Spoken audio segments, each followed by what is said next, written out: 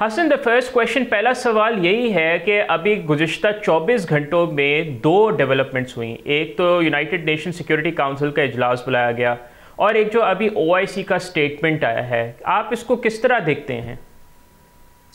मेरी नज़र में ये इंडिया के एक बहुत बड़ा सेटबैक है, क्योंकि इंडिया चाह रहा था कि सारी दुनिया को रैली करेगा हमारे हम्म। खिलाफ, जो कि मेरी नज़र में एक फ्लॉड लॉजिक है क्योंकि इंडिया ने बगैर किसी सबूत के पाकिस्तान पे इल्ज़ाम लगाया, हम्म। फौरन 10 मिनट के अंदर हम्म। एफआईआर भी दर्ज कर दी, इंडियन मीडिया के थ्रू इल्जामात भी लगाना शुरू कर दिए। एक प्री प्लान्ड एजेंडा के तहत इंडिया ने सोचा कि पाकिस्तान को आइसोलेट किया जाएगा, जो कि बिल्कुल।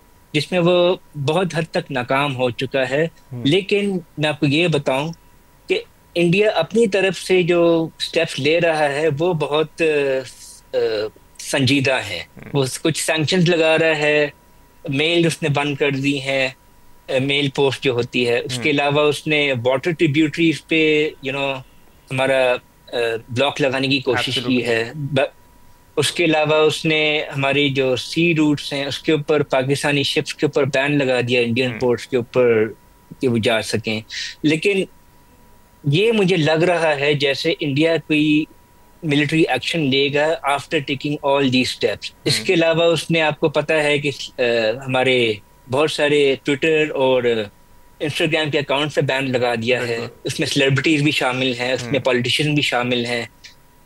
तो ऐसे लग रहा है जैसे इंडिया हमें एक सोशली और स्ट्रेटेजिकली आइसोलेट करना चाह रहा है अपने तौर बिल्कुल। पे, लेकिन बाकी दुनिया को कायल नहीं कर पा रहा। यूएनएससी ने भी कह दिया, सेक्रेटरी जनरल साहब ने, कि यूएन के हैं जो एक बहुत बड़े बहुत सुलझे हुए डिप्लोमेट हैं, हम्म। उन्होंने भी एक बयान जारी कर दिया कि डी एस्केलेट करें। हम्म। ये खिता कोई भी कशीदगी अफोर्ड नहीं कर सकता।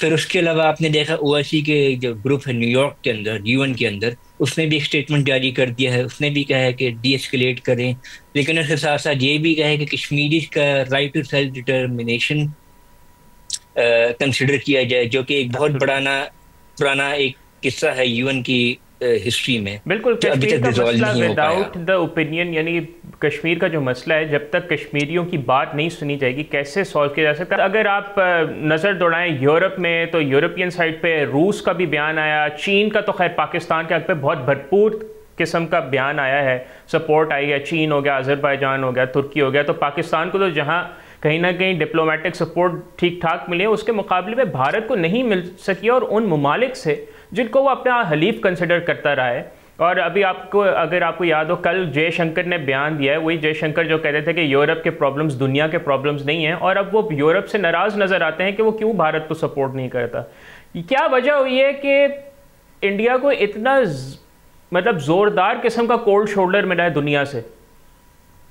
देखिए, उसकी एक बहुत बड़ी वजह यह है, इंडिया ने जब 2019 में पुलवामा के बाद जो बालाकोट स्ट्राइक की थी, हम्म।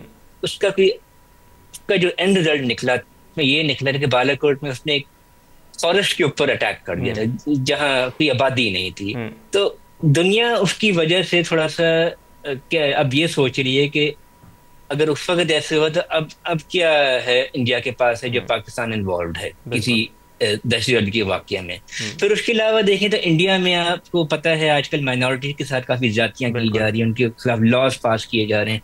उसमें मुस्लिम्स इंक्लूडेड हैं, यस। क्रिश्चियंस इंक्लूडेड हैं, दोनों के खिलाफ ज्यादतियां की जा रही हैं।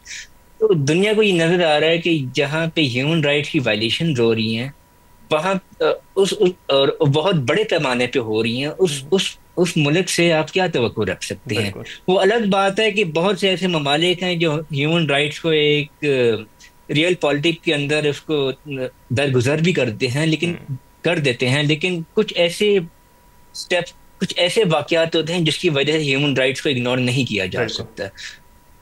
तो अगर आप ये, इसके अलावा मैं एक और पॉइंट ऐड करना चाहता हूँ कि पाकिस्तान ने पिछले 2 हफ्ते में जो इकदाम उठाए हैं वो बहुत से लोगों की नज़र में अनएक्सपेक्टेड थे। Hmm. Pakistan, a lot of people were thinking कि शायद पाकिस्तान आइसोलेट हो जाएगा, हम्म। लेकिन पाकिस्तान आइसोलेट नहीं है। उसके साथ बहुत सी दुनिया है, उसके साथ एक पूरा ग्रुप है, उसके साथ यूएन भी है। अब यूएस भी जो है वो न्यूट्रल स्टैंड ले रहे। आपने बिल्कुल। मार्को रूबियो साहब का नाम दिया।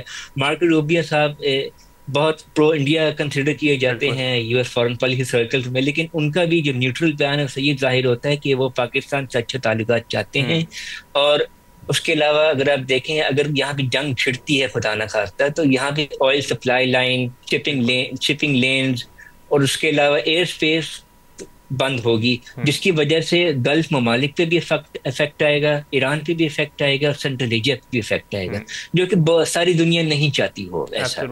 कि इससे यूरोप और अमेरिका दोनों पे इफेक्ट आएगा। सब्सक्राइब करें और बेल दबाएं ताकि कोई खबर रह न जाए।